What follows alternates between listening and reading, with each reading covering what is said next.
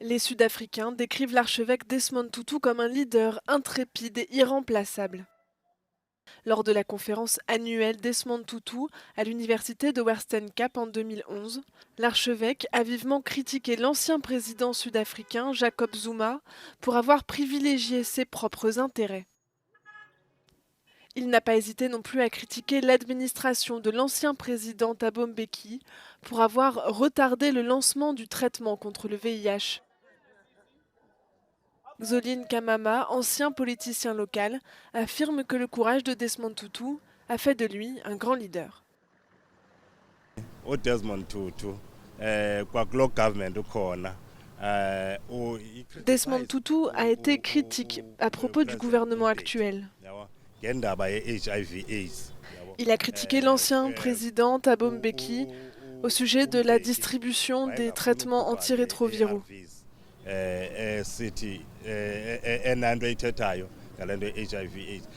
Il n'était pas non plus d'accord avec la corruption en continu de l'ancien président Jacob Zuma.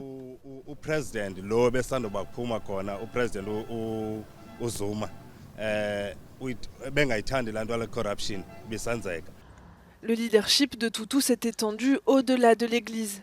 Il a participé à la création du mouvement qui a permis de mettre fin au régime brutal de la minorité blanche en Afrique du Sud. Bonizile Sifuba, chauffeur de taxi, estime que le pays n'a pas de leader de la trempe de Tutu.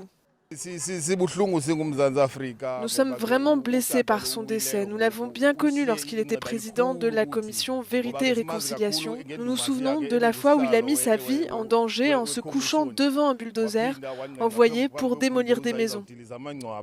Nous nous souviendrons de lui pour ses bonnes actions.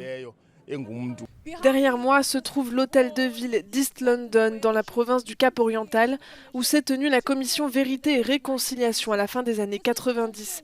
C'est également là que l'archevêque Desmond Tutu a fondu en larmes en entendant les atrocités de l'apartheid. Les Sud-Africains de cette ville disent qu'ils se souviendront du rôle de l'archevêque Tutu dans l'instauration de la justice et de la lutte contre la corruption. Wandiswa Ntengento, Afrique du Sud, Africa News.